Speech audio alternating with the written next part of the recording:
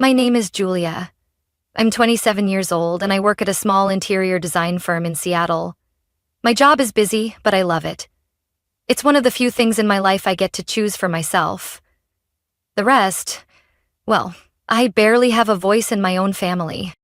I have an older sister named Melissa, 4 years older than me. She's married and has 3 sons. Triplets, all 6 years old. Melissa is the kind of person who makes the whole world revolve around her, and for some reason my parents think that's perfectly reasonable. As for me, I'm always the backup plan. Babysit when I'm free, babysit when I'm tired, and even when I'm trying to enjoy myself, I somehow end up back on aunt duty. Last year, we had a family vacation at the Oregon coast, a trip I had really looked forward to. I had requested time off work early, excited to take walks on the beach, check out seaside coffee shops, and especially visit an art exhibit I had missed for years. My mom said she'd book the hotel for the whole family, and that this time I'd actually get to relax. Sounds great, right? But when we got there, I found out I'd be sharing a room with the 3 boys, while Melissa and her husband had their own suite with an ocean view balcony. I barely had time to react before my mom handed me the key and smiled. "The boys love you, Julia. They won't be any trouble." No trouble? That first night, one cried over a missing teddy bear. Another ran circles looking for the TV remote. And the third asked me 5 times if he could have snacks at midnight. I was exhausted and barely slept. I lay awake in a pitch-dark room, listening to heavy breathing and little snores, wishing I could vanish. The next morning, I tried to get just 1 hour to visit the exhibit, the one thing I truly wanted to do on this trip. But as I finished getting dressed, Melissa texted me, "Where are you going? Josh is about to head out. Can you watch the kids for a bit?" That bit turned into nearly 3 hours. When I spoke to my mom about it, she gently said, "You're staying for free, sweetie. It's only fair you help out a little." I wanted to scream. Free? I wasn't mooching off anyone. I have a job. I'm independent. I paid for my own bus ticket and I took PTO just to be here. But every time I tried to push back, I was met with disapproving stares. I felt like a stranger in my own family. That entire trip, I only made it to the beach once, while Melissa posted daily photos from spas, cafes, even a foot massage place. And me? I spent most of my time cleaning up cookie crumbs, changing the kids' clothes, and answering an endless stream of, "Aunt Julia, can I?" I didn't say much back then. I just packed my things in silence, and when the trip ended, I promised myself there would be no second time. But I was wrong.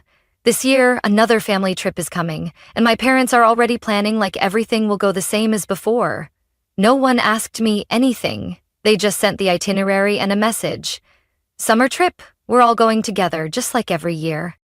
I looked at the message in the family group chat, my hands trembling. Do they really think I'd step right back into that babysitter aunt role? I started typing a response. This time, I wasn't staying quiet. As I stared at a message from my mom on my screen. "This year's trip will be so much fun, Julia. You're riding with us again, right? I've booked 2 rooms, one for the kids, one for us." I took a deep breath and replied, "Thanks, Mom, but this year I'll be driving myself. I've already booked my own room." Less than 3 minutes later, my phone rang. It was Mom. "Julia, what are you saying? Why book your own room? I've already arranged everything." "Mom, I want my own space. Last year, I barely had a minute to myself. I need a real vacation." There was a beat of silence, then her voice dropped, tinged with disappointment. "But that means you're separating from the family. Melissa will have to handle the kids on her own. And who will help when she needs a break?" "I'm not the nanny, Mom," I said, calmly but firmly. "I work, I earn my own money, I'm an adult. And this time I'm not repeating last year's mistake." That night, Melissa sent me a long, emotional text.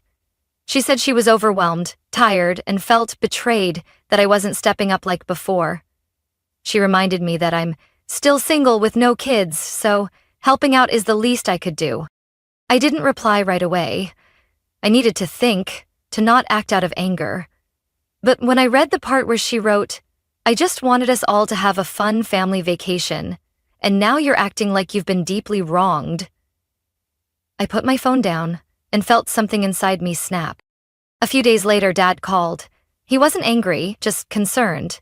Are you really planning to go separately? Yes, Dad. I booked a nearby hotel, but a private room. I'll join the group activities, but the rest, I want to decide for myself. Melissa's really upset, you know. I used to be upset too, Dad. Really upset. But no one seemed to notice. I thought he might try to convince me, but he just sighed. I get it. 3 days later, Melissa sent a message in the group chat. Impossible to misread.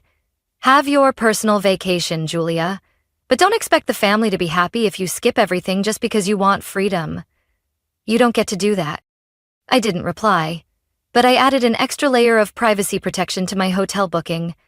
I mapped out my entire schedule, a coastal craft workshop, a sunrise hike, and of course, an afternoon at my favorite gallery. This trip wasn't going to be about babysitting or swallowing my frustration. I had spent my entire 20s trying to please others, keeping things smooth, while my own needs were constantly pushed aside. This time, I was going to be heard. The night before departure, Mom sent a final message. We'll wait for you at the rest stop as planned. Even if you're not riding with us, I hope you'll still come. I read it in silence. I don't hate them. I just refuse to keep playing the role that's been draining me for years. At dawn, I left early. The air was cool and fresh. My suitcase sat neatly in the backseat, my favorite playlist played softly. I smiled. For the first time, I was heading somewhere for me, not for anyone else. And this vacation, no matter what happens, I won't let anyone push me back into a supporting role. This is my trip, and I'll live every moment of it. I had just checked into the hotel when my phone rang. I didn't need to look to know who it was.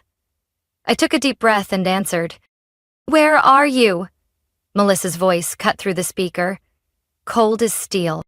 I just checked in, I said, trying to stay calm. Private room, like I told you. Private room? She laughed, a sharp, joyless laugh. Julia, are you seriously doing this? Turning our family vacation into your own personal getaway? No. I'm still joining the group stuff, I said slowly. But I also have the right to rest in my own way. I can't believe this, Melissa snapped. I'm juggling 3 kids, Josh is constantly on work calls, and Mom and Dad aren't getting any younger. Who do you think is going to help me if you just disappear like this? I closed my eyes, steadying myself. Melissa, I'm not disappearing. I'm just not going to be an unpaid helper like last year. I'm not 19 anymore. But you're still single, no kids, no real responsibilities except yourself. My sister's voice started to take on a sharp, accusing tone. You have so much free time, Julia. And me? I just need a little help. Just a little... Is that really too much? I gripped the phone tighter. I'm not your backup plan for burnout. I have a job, a life. I need rest too, Melissa. There was a pause on the other end. Then Melissa started crying. I'm exhausted, Julia. I haven't had a single night of decent sleep. You're free, relaxed, and I'm stuck in this endless cycle of fatigue. And you can't sacrifice even a little to help me? My heart sank, but I didn't back down. You chose motherhood. I respect that. But you can't expect me to sacrifice my life just because you're unhappy with the one you chose. So it's all about you now. No. It's about knowing my limits, I said clearly. And I've learned that if I don't protect them, no one else will. The call ended in silence. I set the phone down, my heart still racing with emotion. I knew Melissa would tell Mom, and I knew the storm wasn't over yet. Sure enough, an hour later, Mom called. She wasn't yelling, but her voice was full of disappointment. Julia, what are you doing? Melissa is really hurt. Couldn't you be a little more flexible? Mom, I said slowly. Last year, I was as flexible as I could be. I gave up my time, my energy, my freedom. I didn't even sleep properly. And through it all, you never once asked if I was okay. You only asked if I could help Melissa." She was silent. "I love this family, but I'm tired of being the one everyone overlooks. If you only see me as a temporary fix for other people's problems, then I don't want that vacation." Mom sighed. "You've changed, Julia. I've grown up, Mom." I didn't know if they truly understood or just felt like I was rebelling, but I knew one thing for sure. This was the first time I hadn't backed down under family pressure. And whatever came next, I was no longer the person who said yes just to keep the peace. That night, I took a walk alone along the beach. The sunset lit up the sky in gold, the ocean breeze ran through my hair, and I felt a strange, peaceful clarity. I realized I might be upsetting people, but for the first time, I wasn't betraying myself. I had never thought I'd post anything personal online, especially not about my family, but after the call with Mom and Melissa's passive-aggressive texts, I felt suffocated. I needed to say something, not to vent, to clear my mind. So I created an anonymous Reddit account, went to a casual life stories subreddit, and wrote. I shared about last year's vacation, how I had to sleep with 3 kids while my sister got her own room. I explained how my family assumed I was available just because I wasn't married or a mom. I kept details vague, no names, no locations. At the end, I asked, "Am I wrong for wanting a real vacation for myself?" I didn't expect it to blow up, but within hours there were hundreds of comments. And most supported me. Some said I was too patient. Others said I should have drawn the line long ago. Many shared similar stories, where self-sacrifice was treated like duty and independence was seen as selfishness. I read every comment, feeling both relieved and sad. Relieved that I wasn't alone, and sad that so many of us had been pushed into side roles in our own lives. Then, the thing I never expected happened. Melissa saw the post. She called me at 6 a.m. the next morning while I was having coffee on my hotel balcony, watching the sunrise. "Did you write that?" she demanded, her voice sharp. I stayed calm. "You recognized it was me?" "How could I not? You think you're anonymous? You described everything in detail. Who wouldn't know it was about me?" "I didn't name anyone. But you made me a joke in front of thousands. Do you know how many people are calling me selfish now?" "I didn't make anyone say anything, Melissa," I said. "They're reacting to what they read. And what I wrote was the truth." There was a beat of silence, then she started crying. Not with hurt this time, but with fury. "You destroyed my image, Julia. You humiliated me in front of the entire world." I didn't answer, because what she cared about was image, not truth. For her, it was always about how things looked, never how people felt. 3 hours later, I got a message from Mom. "Did you really do that? You posted about our family online?" I typed back, "Yes, Mom. Because if I didn't speak up, no one would have listened." At first, she was angry. She said I was ungrateful and that I hurt my sister. But then she started reading. Not just the post, the comments too. The words from strangers. Clear, fair, unbiased. By that evening, she called again, her voice softer. "I didn't think people would see it that way. I thought you were exaggerating." "How many times have I exaggerated, Mom?" I asked. But no one listened until someone else said it. After that call, I didn't hear from Melissa again. But Dad called. He kept it brief. "Your mom and I just talked to your sister. We all need to have a proper conversation. But I want you to know, I'm sorry I didn't see it sooner."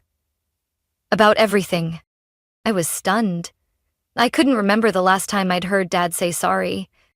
That night, I got a message from someone unexpected. Josh, Melissa's husband. "I'm sorry for letting you be taken advantage of. I'm talking to Melissa. I think she needs to change." For the first time in years, I felt like someone in the family actually had my back. Not out of obligation, not for the sake of peace, but because they saw the truth. 2 days after my post went viral, Mom called again, with a short, heavy message. "Julia, the vacation's canceled." I froze. Not out of shock, just an unexpected wave of emotion. Part of me felt relief. Another part felt sadness. I had longed for a vacation for myself after so much sacrifice. But instead of getting that freedom, I ended up paying for the truth being exposed too quickly, too loudly. Since your post, Melissa hasn't really spoken to anyone, Mom sighed. Josh got so upset he left to stay with his parents in Olympia. Your dad and we need time to reflect. That one sentence told me everything had escalated more than I imagined. That evening, I received a message from Josh. I'd like to meet in person, just you and me, not through Melissa, not through your parents. We met at a quiet cafe not far from my hotel. Josh arrived on time, looking tired, but his eyes were clear. None of the awkward avoidance I used to see at family dinners. Thank you for being brave enough to speak up, he said as soon as he sat down. I knew Melissa had control issues, but I didn't realize she was lying. I didn't even need to ask. I knew he meant about the money. I don't blame you, I said. But it's hard to believe you didn't notice. Josh shook his head. She told me she'd given you money. Even described it in detail. Cash, in an envelope, left on the kitchen counter. Every time I asked, she had a reason. I gave a dry laugh. If there was an envelope, it must have been meant for someone else. I checked the bank statements and asked Melissa directly. She admitted she only gave you money for pizza a couple of times. The rest, she kept. I nodded, no longer angry, just deeply disappointed. I love Melissa, Julia, but I won't let her walk all over you just because you speak up less. I looked him straight in the eyes. So, what are you going to do? Make her apologize. Properly, and pay you back everything she owes. I didn't answer right away. My mother's words echoed in my mind. In a family, we have to be the one who bends. But what I was doing wasn't because I didn't love my family. It was because I finally chose to love myself. The next morning, Melissa showed up at my hotel. Her eyes were red, and she was holding an envelope. Josh stood behind her, arms crossed. I'm sorry, she said, voice so soft it was barely audible. For taking advantage of your kindness. For lying. And for turning a family vacation into a stage to control you. I stayed silent. She handed me the envelope. This is the money I owe you. Every cent. Josh made me recalculate all of it. I didn't open it. I just looked at her and asked, do you think things can ever go back to the way they were? She shook her head. No. And I think maybe that's a good thing. I felt the corners of my mouth lift slightly, unsure if it was a smile or something more bittersweet. I need help, Melissa added. Josh asked me to start seeing a therapist. I agreed, but I'm not sure I can fix everything. I responded slowly. You don't have to fix everything in one day. But if you can start by respecting other people, especially the quiet ones, that's already more than enough. Melissa nodded, and for the first time, she didn't look like the powerful older sister. She looked like a woman trying to find herself again after a long chain of mistakes. And the vacation, though it didn't go as planned, gave me more than any beach, party, or sunset ever could. It gave me clarity. It gave Melissa a mirror, and it gave my whole family a chance to change. Or at the very least, to begin learning how. 3 weeks after the first vacation was canceled, I got a call from Dad. He didn't say much, just gently offered, Julia, your mom and I would like to take you out to dinner, your favorite restaurant, The Pines, this Saturday. I hesitated for a second, then nodded, even though they couldn't see me. Maybe, after everything, we all needed a dinner with no arguing, no blame. Just a fresh start. That evening, when I walked into the restaurant, my mom stood up first and pulled out a chair for me. That had never happened before. Dad smiled, awkward like a small-town teacher who'd just fumbled his lecture. We're sorry, Mom said, even before the appetizers arrived. For minimizing your feelings. For giving you burdens that were never yours to carry. I looked at her, and for the first time she seemed smaller. Not in stature, but in the way she spoke. From the heart, not from her role as the adult in the family. "We're planning another trip," Dad added. "This time you can travel separately, stay separately, and join only the things you want to. No one will ask you to babysit, we promise." I asked, "What about Melissa?" Mom glanced at Dad, then said, "She's in counseling," Josh convinced her. "And honestly, she's beginning to realize she needs to change." I didn't respond right away. I thought of all the years I had compromised, shouldered responsibilities that weren't mine. Part of me still feared all these promises would disappear like morning fog, but another part of me wanted to try believing again. "All right," I nodded. "I'll go, but I'm driving myself, booking my own room, and if anyone tries to put me back in the aunt babysitter role, I'll leave, no warning." "We understand," Dad said, and Mom gave a small, quiet nod. A week later, the family group chat came back to life with a new name, Beach Trip Reset Version. Everyone tried to keep things light. Even Melissa only sent smiley emojis, no directions or demands like before. I quietly booked a hotel half a mile from the main place, close enough for dinners, but far enough to have my own space. On the morning of departure, I woke early, made coffee, packed the car, and left the city before sunrise. No one called to rush me. No texts from Mom asking, "Are you on your way?" No reminders from Melissa. For the first time, I felt like a true adult in my own family. When I arrived, I checked in and asked the front desk not to share my room information with anyone except law enforcement in case of emergency. The receptionist smiled kindly. "A lot of guests do that." "You're good." I smiled back. I had learned that setting boundaries isn't defiance. It's self-respect. That afternoon, we met at a seafood restaurant by the beach. Everyone was there. Melissa showed up with Josh and the boys, and for the first time, she brought a hired nanny. A young woman named Ava, cheerful, energetic, and clearly professional. "Thank you for coming," Melissa said. "With no strings attached." I nodded. Maybe, just maybe, something really had changed. Throughout the evening, no one mentioned last year. No one asked me to take the kids to the bathroom or help feed them. I sat next to Dad and told him about a design project I was doing for a boutique hotel. He listened attentively. Like what I said finally mattered, as much as anything Melissa had ever said. When dinner ended, I quietly returned to my hotel. No one followed me, no one held me back, and when I opened my room door, I felt something I'd dreamed of for years. True peace. On day 2 of the trip, I woke up in my quiet hotel room, soft sunlight filtering through the curtains. I made coffee, turned on some light music, and sat on the balcony with a book I'd just bought. For the first time in years, my vacation didn't begin with someone yelling my name down a hallway or kids pounding on my door. Everything was still. After the hotel's breakfast buffet, I got a text from Mom. "We're heading to the seaside park this afternoon. Want to join?" I replied simply, "I'll come by later if I finish up on my end." No promises, no pressure. Most importantly, no guilt. Around 10 a.m., I visited a local art gallery I'd wanted to see since last year.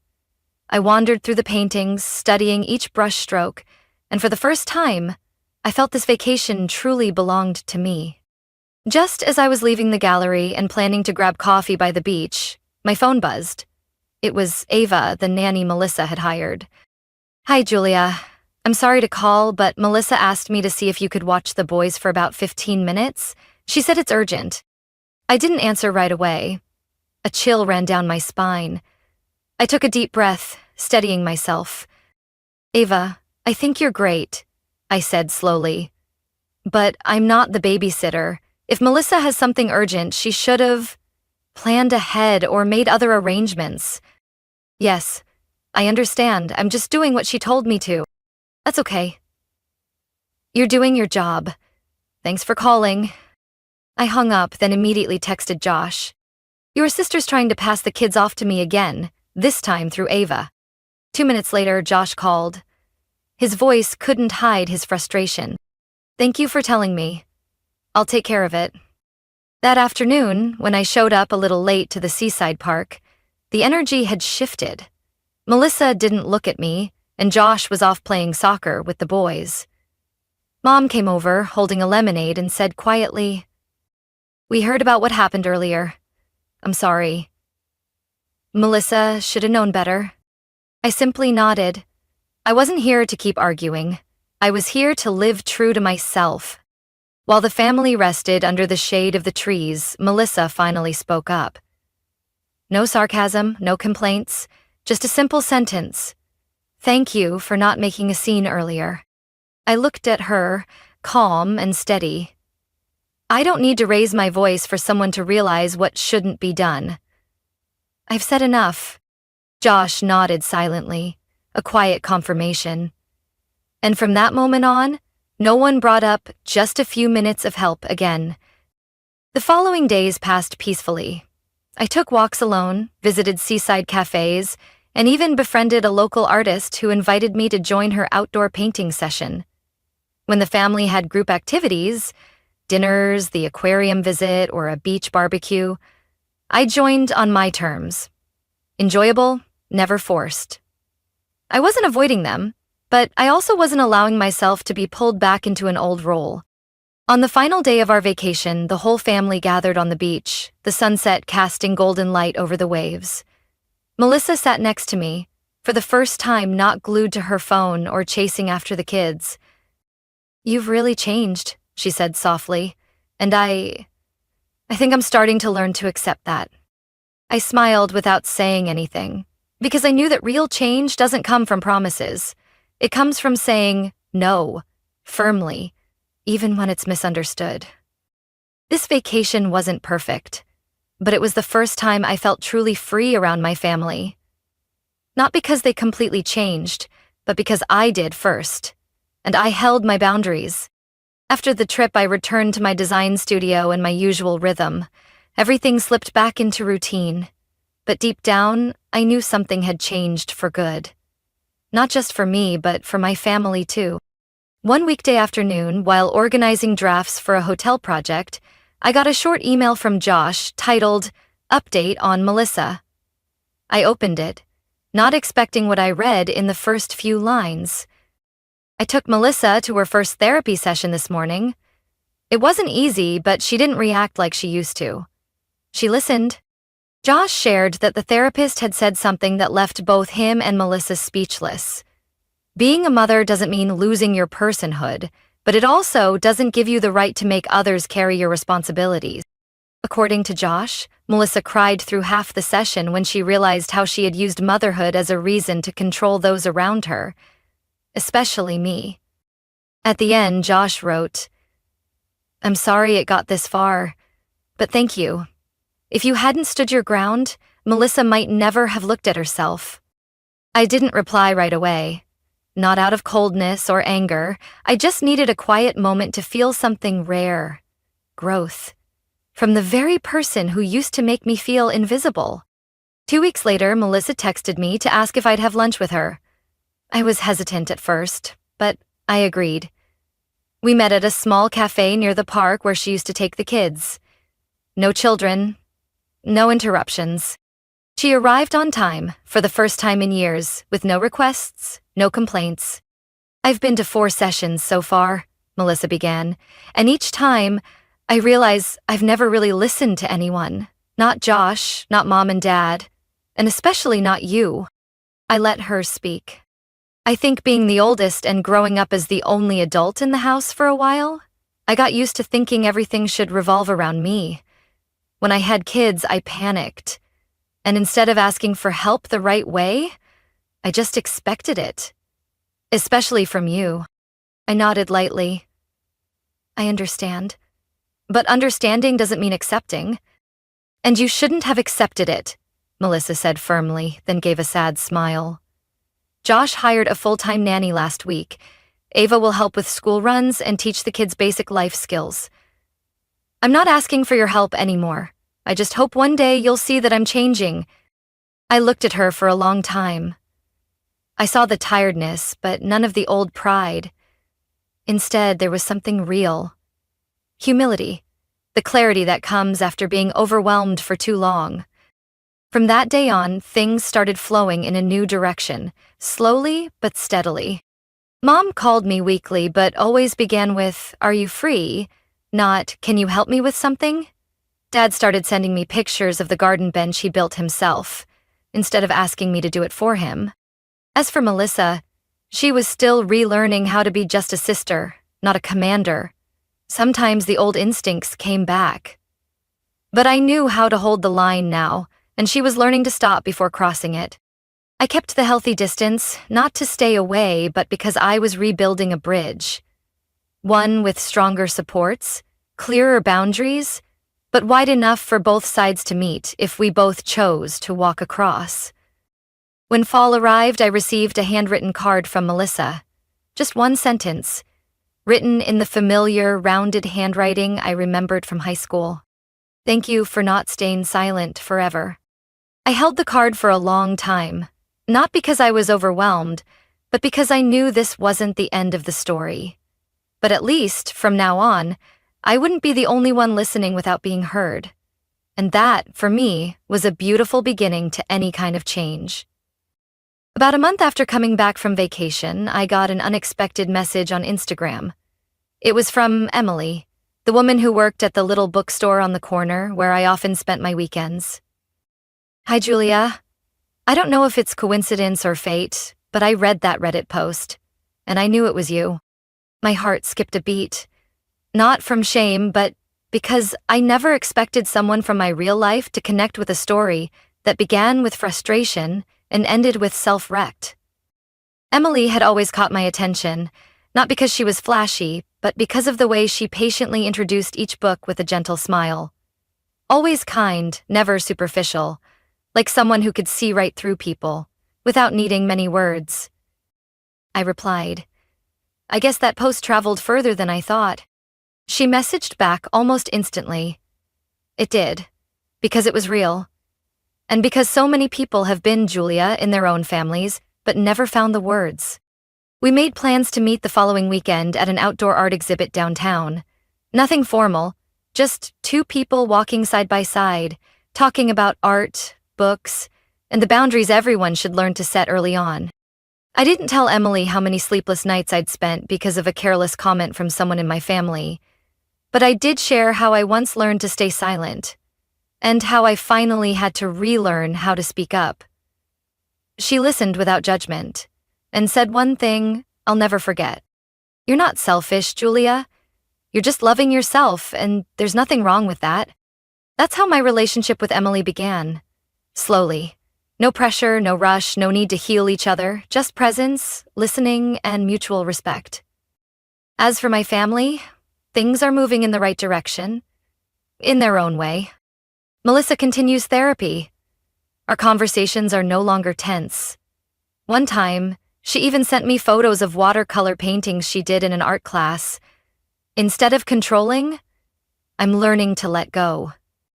Josh is more involved with the kids now. Every weekend he takes them out on his own, giving Melissa time to breathe, or just be herself for a bit. My parents, they've learned something powerful from my long silence. They don't send messages saying, "Can you help?" anymore. Instead, they say, "If you'd like to join us for dinner, we'd be happy to see you." It may seem small, but to me, it's a whole new way of breathing in a relationship that used to suffocate me. I still keep my own room whenever I visit. I still say no when I'm tired, and I still choose peace over pleasing everyone. One early autumn night, Emily leaned against my shoulder on the wooden bench in my backyard, the porch lights casting a soft glow around us. She turned and asked, "Do you think your family really gets it now?" I smiled and squeezed her hand. They don't have to understand everything, as long as they respect it. And this time, I think they finally do. My story isn't a miracle. There's no dramatic transformation, no tearful finale where everything's fixed.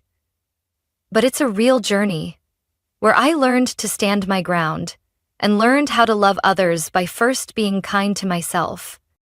And if someone asked me what changed a deeply rooted family dynamic after all those years, I'd simply say, I stopped saying yes to things that broke me, and I started living like I was worth it. My story isn't just about reclaiming the right to rest. It's a reminder that prolonged silence can become a burden. I used to be the easy one in the family, until I learned that love shouldn't come with unconditional sacrifice. Today, I have my own life, a healthy relationship, and a family that's slowly learning to love without control.